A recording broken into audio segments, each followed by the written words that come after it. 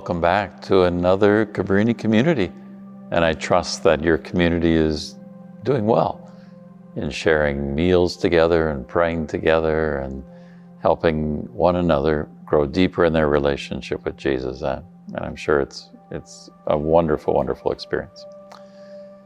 Recently, I was in the Twin Cities for the funeral of a friend.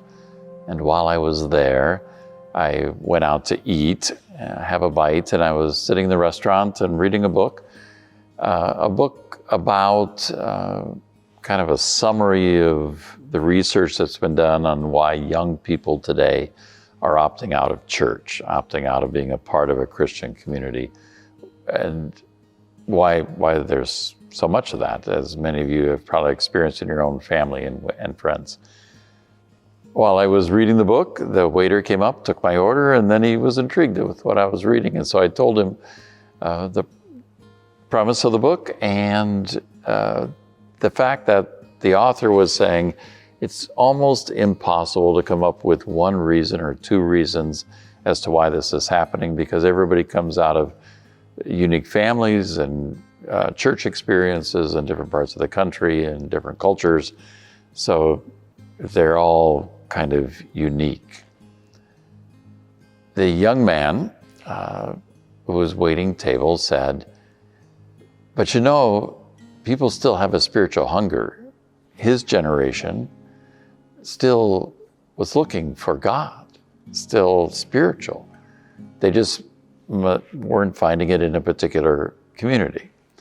And then he spoke about his own community. So he was Ethiopian. His parents came from Ethiopia, and that they were Orthodox Christians and were finding a lot of young people were being attracted to that. And he said they kind of stood out because as Ethiopians, they were dark-skinned, but most of the people who were coming to them in Minneapolis were Swedes or Norwegian descent, and so were very light-skinned and couldn't speak the language that the worship was in. But they were finding it deeply satisfying and intriguing. They were looking for an encounter with the divine, and they were finding it in that ritual setting that the Orthodox Church was offering them. I was not surprised at all by his response or his answer, because I think the Catholic Church learned early on, from the time of the Acts of the Apostles, that we needed to gather to pray together, to do ritual together, to do Eucharist together. And that Eucharistic centeredness is so much a part of the spirituality of Catholics. And if we grow up in that setting, it's in us. It answers a hunger that is there for God. And it, even if somebody leaves, when they come back to the church for a visit, they feel at home. That's what I often hear from people. But when they return to the church, it felt like home. That Eucharistic centeredness, that Eucharistic spirituality is core to who we are.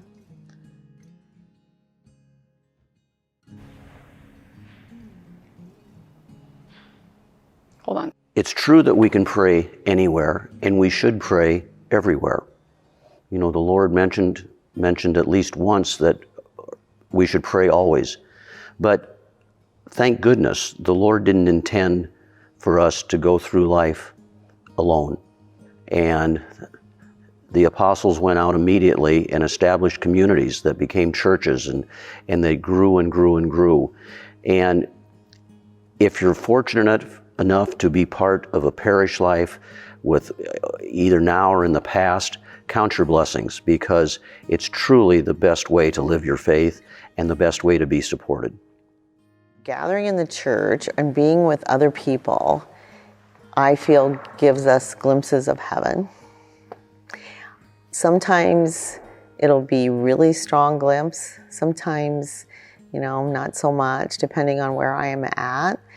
But I have been at Mass in different places where I felt like I got, this is heaven. This is what heaven's going to be like. And these people are going to be there with me.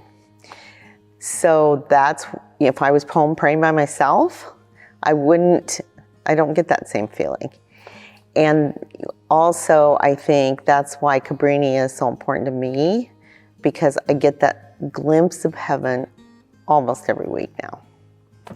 And it used to be not so often. So that's why I gather with other people and think the Mass is important to be celebrated together.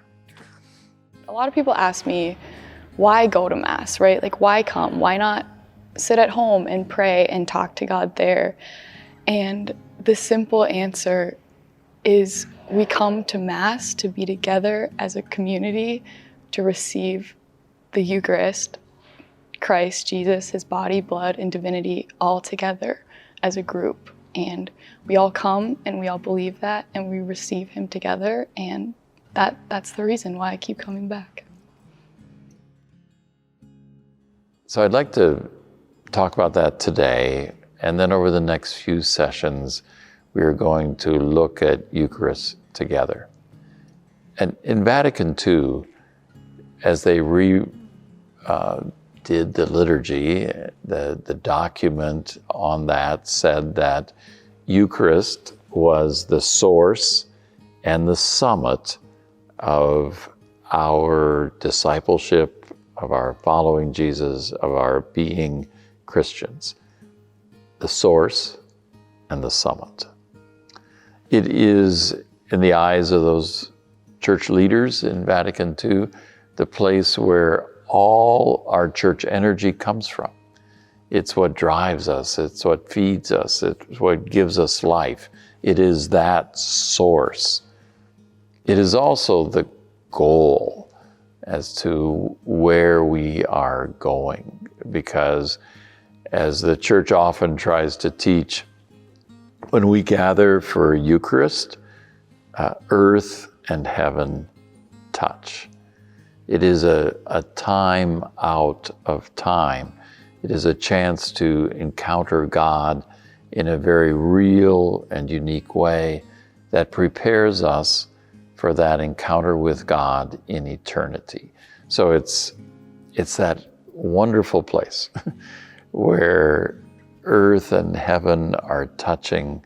So it is the summit. It is the highest place we can get to.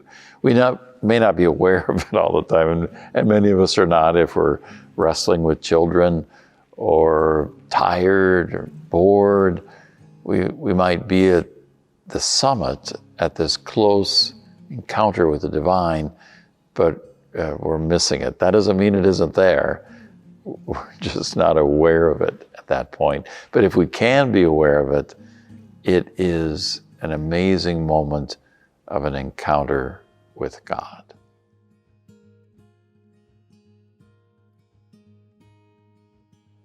When I think about the Eucharist being the source and summit of our Christian life, I go back to the Our Father.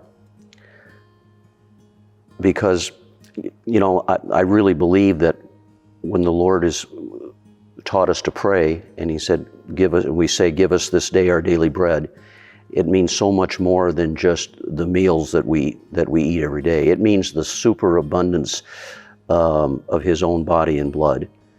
And he left that so that we could have it and benefit from it as often as we want. I've been blessed throughout my life to be in parishes and communities that I've had the opportunity to go to Mass more than once a week. And if there's a week that I only get to Mass on Sundays, I know I've missed something. And I might add, I never in my life thought that the Eucharist or the Mass is something that could be taken from us, but I learned that during our year of shutdown with COVID, most recently in 2022, that we can't take things for granted. I missed that every day for however many months, that we weren't able to come to Mass. So once it's taken away from you, you'll really, you just, when you can get back to Mass and the Eucharist as frequently as you can, it is just such a blessing. I believe that through the Eucharist, Jesus exemplifies selfless love, and we can use that example every day of him giving his body and his blood, and use that as inspiration to love each other. Like the commandments say, there's no greater love than to lay down one's life for their friends, and that's kind of what he's done in the Eucharist.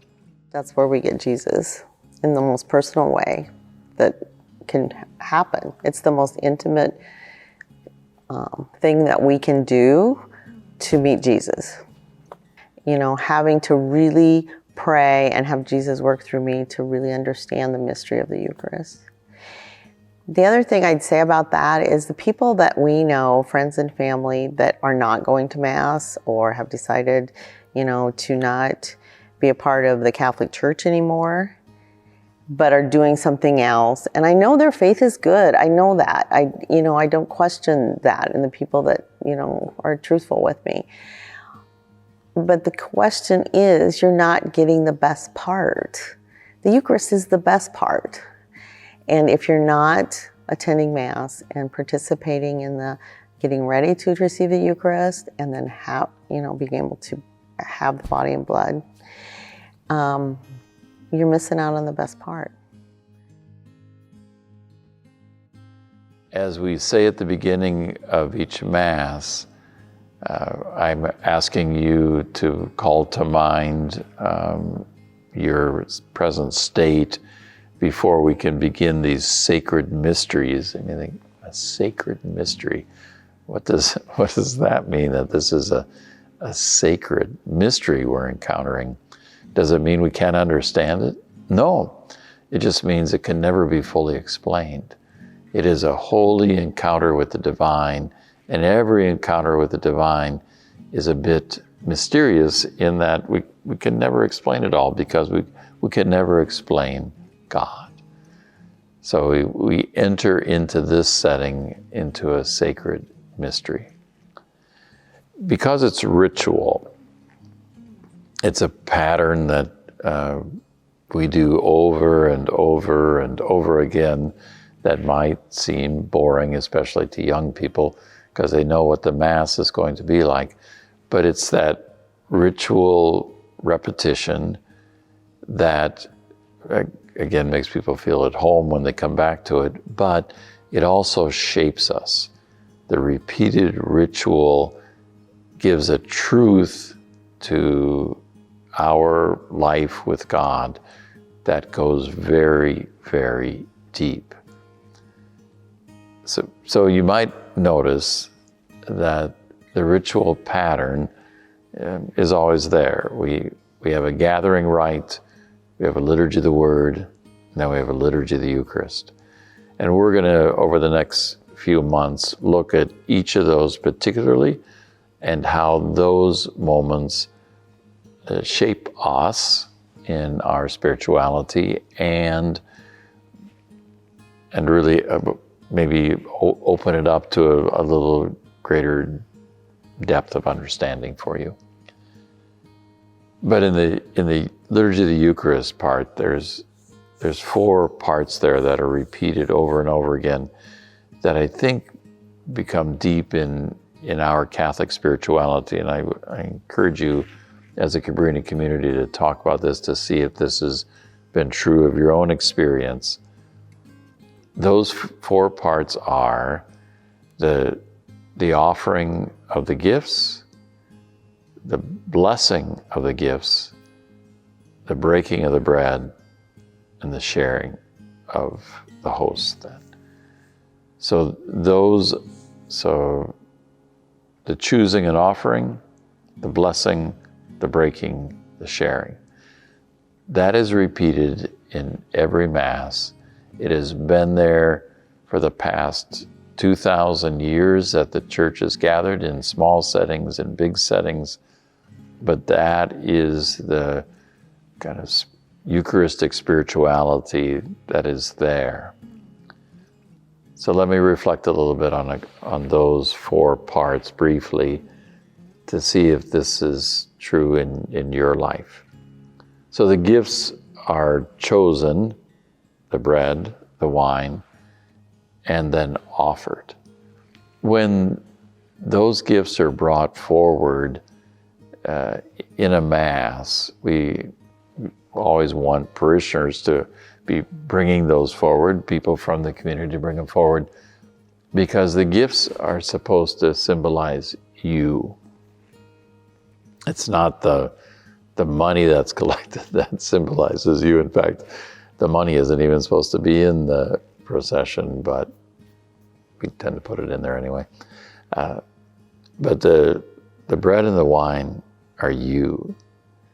You are to see yourself as offered, brought forward,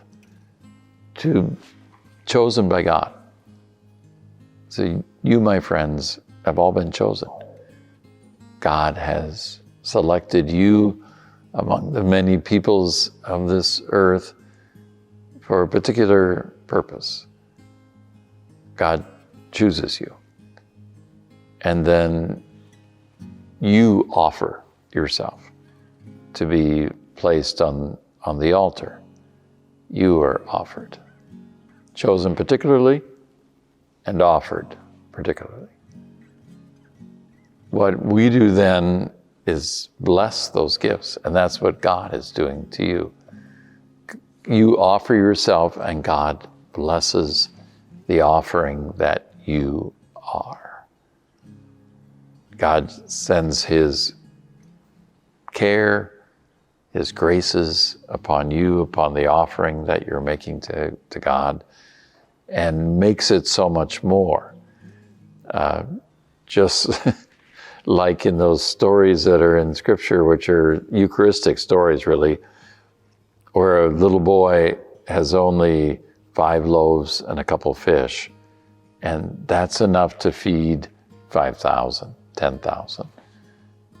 In the same way, your offering, which you might not feel is worth anything, I think, it's only me, God. I only have this to offer. But God blesses your offering, and that blessing makes it more than enough. 5 loaves, a couple of fish, feeds 10,000. Who you are, being offered to God, blessed by God, will fulfill whatever God desires for you to do. Now here comes the hard part, and that is the breaking. We come to know Jesus in the breaking the bread. At Emmaus, they knew Him in the breaking the bread. At the seaside, they knew Him in the breaking of the bread. It was the breaking that was a key part of identifying who Jesus is.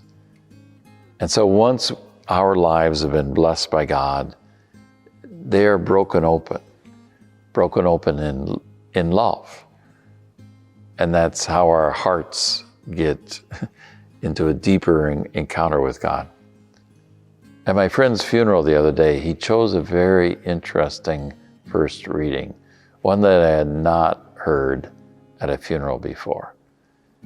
But it was so much a part of his life because he struggled with a rare blood disorder throughout his life, and when I first met him was in a wheelchair, and then later on medicine was able to move him out of that. And so he lived a full ministerial life. But this is the reading he chose from Sirach for the first reading. My child, when you come to serve the Lord, prepare yourself for trials. Be sincere of heart and steadfast. Do not be impetuous in times of adversity. Cling to God. Do not leave God, that you may prosper in your last days. Accept whatever happens to you. In periods of humiliation, be patient. For in fire, gold is tested, and the chosen in the crucible of humiliation. Trust in God, and God will help you. He will make your ways straight. Hope in God. I think some of my friend, who was my spiritual director when I first entered the seminary and for many years after, his life was filled with great holiness because of his sufferings, because of being broken open by God. And all of you who have chosen to do ministry have probably been frustrated and challenged and broken open in that offering of yourself to God. And you might think, God, I want to do this for you. Why are you making it so difficult? Why does life have to be filled with so many challenges? But it's part of the spirituality, being offered and blessed and broken. In our loving of others, when it becomes hard to love, that's when we really know we're loving. And it's in our humbleness, in our honesty of self, that God gets in right there. So it's to make sure that God's there.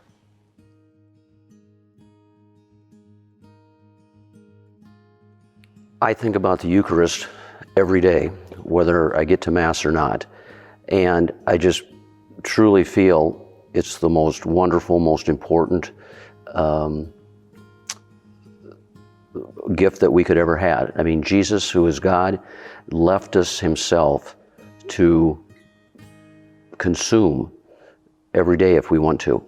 And I'm just so full of gratitude that I'm living at a time where the Eucharist is available and where we have priests saying Mass, and we just have a wonderful, it's just a wonderful place to live your spiritual life right here at St. Francis Cabrini. I'm a convert, and as an adult, and so when I first joined the church, it wasn't necessarily natural to think that this is the body and blood. I had to pray very hard and really Jesus work through me to really accept the fact. And over time, not very long, but over a certain amount of time, when it really hit me that this is really real, why wouldn't I want to come back time after time after time? And I think I have that experience that might be different from cradle Catholics, because when you grow up with it, you just accept it. But when I got the opportunity to have Jesus speak to me and say, yeah, this is real. And so that's why it's so important for me to be back in church, be able to go to Mass, be able to have the Eucharist. Whenever I come and receive the Eucharist, I will be the first to admit that I don't understand exactly what's happening, but I know how I feel when I do receive Him, and that's what keeps my childlike faith alive inside of me. Once we've been broken, then we can be shared. Then we're something that God can offer to others. Because then we have that depth of divine presence that allows us to touch and heal and do maybe perhaps miraculous things in the lives of others. And God will share you. God, as we share the Eucharist, God will share you because you become Christ's body then for others. My experience being a Eucharistic minister and taking the Eucharist out to people, and especially elderly, mostly elderly is what I did. And to watch people that are a little broken now, because, sometimes they acted like they didn't have any idea what was going on, and yet when we sat down to experience Christ together, they knew exactly what was going on. So, everybody comes broken. Some of those were a little more just because of the circumstances they were under and health conditions, etc. But watching the face of people who had the honor to go bring them the Eucharist and didn't know for sure if we were coming always. It's not for sure. It's not like when we come to Mass at church. I think that makes me see even more so the beauty and how we all are broken. I was broken too, bringing it to them, so on both sides. And then, we're together. I believe that in my life, when I receive the Eucharist, it just feeds the Spirit living inside of me. It reminds me that I am a child of God, and I can take that with me. And when I leave this parish, this building, and I can just spread His love when I leave. The Eucharist renews me. I mean, what I think about and pray about in the moments after I receive the body of Christ is really they're short prayers, they're spontaneous usually, but it's what I think might be my best communication with God. I have to remind myself to spend just a moment listening and not just doing all of the talking, but it's precious, very precious. So that's the deep Eucharistic spirituality becomes a part of us, a source of our strength and the goal to which we are going. I encourage you to reflect on that and think about that and see if it's true in your own life, if that's been the process of your spiritual growth. And share it with your Cabrini community. Maybe to help others see, this is where I'm at in my Eucharistic spirituality. This is where I need to grow more. But it's been a truth that the Church has owned for 2,000 years. It is what people hunger for. It is what we share. And like this young Ethiopian waiter that I had, he knew the truth of that. He knew that it took a community to make his spirituality deeper, and that people were looking and finding it there. And he was unafraid to tell me that. When I think about the Eucharist, we who are blessed in our Catholic faith and who have been given the gift of faith, we have to share the good news. We have to just share what we have and why we believe in the real presence of Jesus and what it does for us, and what a great gift from Jesus. It's the greatest gift that Jesus came and left with us. And so I sometimes think that we don't show what we truly believe enough and let others know why we're so joyful.